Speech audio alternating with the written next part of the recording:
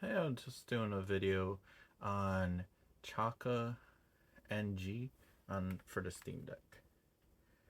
And what Chaka NG is a PS5 remote play. Um, you basically just install it, sign into your PlayStation account, and then you can play your PS4 or PS5 game on the Steam Deck.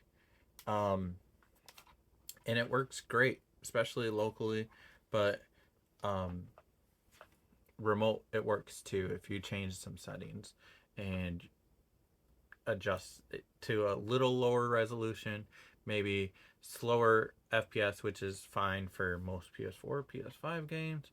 um I don't think it really makes too much of a difference unless you're playing something twitchy, which I wouldn't really play remote. But if you're playing locally, 60 FPS on Chaka and G just for PS5. Play on Steam Deck. I just wanted to let more people hopefully start using it, or if you have a Steam Deck, back when it was a lot more affordable, you could get a Steam Deck for $30. Or no, shit, not $30. Like, what did I pay for this? Like 320, right? And now I think they're like 500 plus. But I think maybe you could find one second hand maybe for less than 400.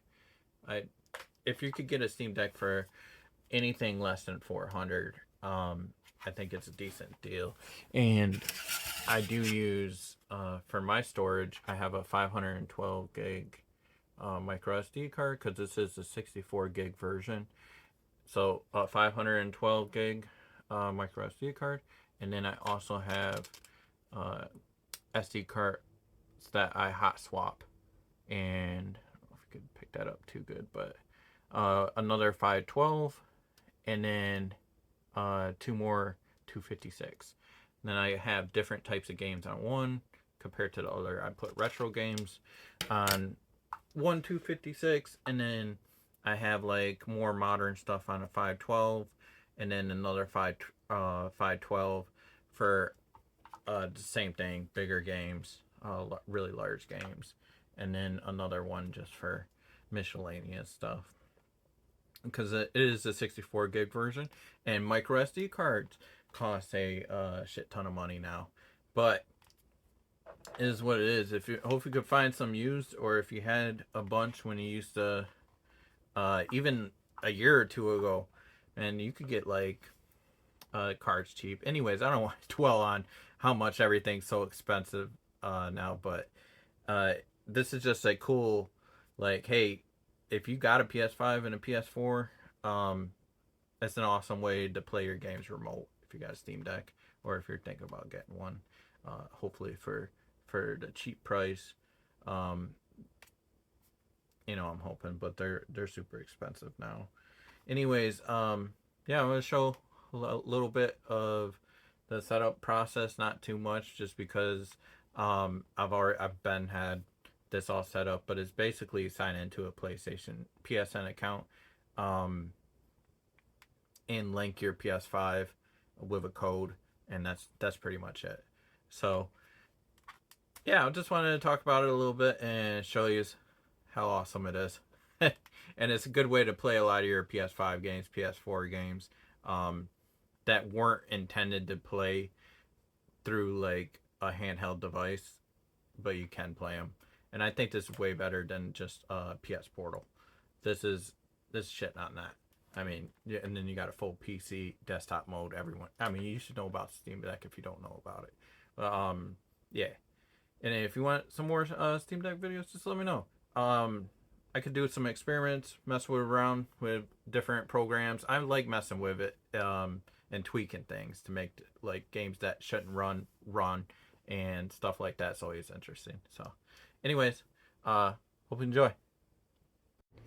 And this is the PS5 I'll be using. It's connected through Ethernet, of course, and then I have the 8 terabyte external drive for PS4 games mainly, but the copy data out there. There's another 1 terabyte drive in there, but yeah, just getting it set up. Okay, so now that we're on the PS5, there's a few settings you have to change, and things I recommend is when you're on network, of course, be signed into your PlayStation account. This makes it super simple when we're on the Steam Deck, as I'll be showing that. And then, of course, internet connection and wired whenever possible is going to give you the best connection. And then for system, mine's already set up, but you go down to remote play and enable remote play. You just select what users, then you compare a device, which my Steam Deck's already paired, but you could pair any device just by clicking that. It's like a QR code or the numbers. I think it maybe gives you either a QR code or numbers. Yeah, it just gives you numbers. And impressive is like a permanent QR code. So, anyways. Okay, so all I did was install Chaka NG, sign in a PSN account, link it to the PS5, then add this as a non-Steam game in the desktop so that you can just boot it right up. And then it's going to give you your PS5, and you could make sure you check your settings. Like I said, I would rather set this up on desktop mode, but you can change them here, obviously. The only thing like I would recommend making sure you have everything set up right is your PSN account, everything, right? Is your stream. For me, local, I'll still do 720p, 60 FPS, remote 720p, 60 FPS. But sometimes if your connection is really bad remote, turn this down to 30. I would never even try 1080p personally, but and then it'll give you your IP address, your ID, registered, discovered. Yes, my PS5 is on. And then I'm right on PS5. And the cool thing is you can go to your controller settings, and I'm using a community layout. Obviously, you can check different layouts for whatever game you're playing. So we just set up a PS5 one, and then hey,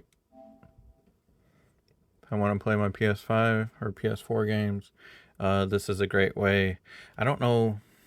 I feel like not everyone knows about PS5 remote play, but sorry if I'm trying to go back and forth and trying to get a decent look at it. But then it's just a PS5 controller basically.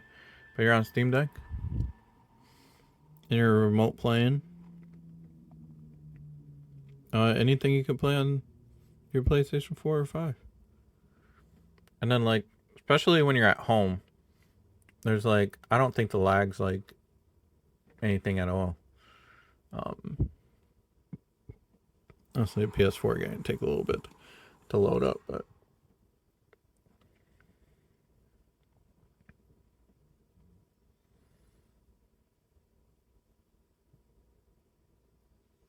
I just want to get just a little bit of show you a little bit of gameplay.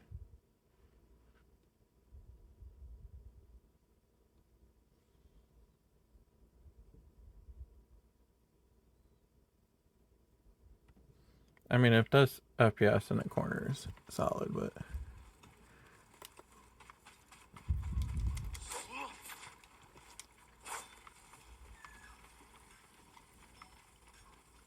and there you go. And I'm playing PS5, and I am like in the middle of Ghost of Tsushima right now.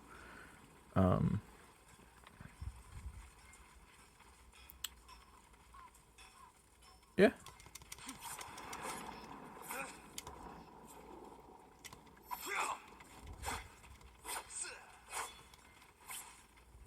And that's it. And then, like, you still got your PS menu. You know, you could control everything about the PS5. What's the cool thing is, because you're using Steam Deck, obviously, you could play things that I can't really play on Steam Deck, like Call of Duty, or, you know, obviously like certain PlayStation exclusives, but like things like Fortnite. I'm not sure if Fortnite really works on Steam Deck without install Windows somehow, or using Wine or something now. I haven't tried in years, but like Battlefield 6, or, you know, plenty of other games that are just like on, or if I've had for years and years on PS4 on my USB drive. You could see earlier. You know, if I want to play Bloodborne or Days Gone, or, you know, anything that I had on here from years ago, or exclusive PS games that are just like maybe harder to run, or some fighter games or whatever. So, but it's nice to have access to your whole PS4, PS5 library on one system, and then you're using a Steam Deck on top of that, and it's like, okay, maybe I'm done with the PS5. Now there, you can turn it off, but just show you, I'll just exit out for now. But you can turn off the PS5. And then you're back to, okay, I want to play Mecha Chameleon, Magna Forza. Like, the Steam Deck is, and I used to use this before. I know it says no playtime, but there's definitely playtime. And then you can just go back. I'm playing modded Minecraft. I want to. So like, the Steam Deck is so awesome. And, you know, of course, like, Emulation Station is like such a good one. But I don't have I have a different micro SD card in. I forgot, so that's not gonna load up right now. Which is awesome too, because, you know, micro SD cards with Steam Deck is the way to go. So, anyways, hope you enjoyed seeing some PS5 on the Steam Deck and how awesome it is. And I feel like more people need to know about it and use the feature. Yeah, Chaka NG.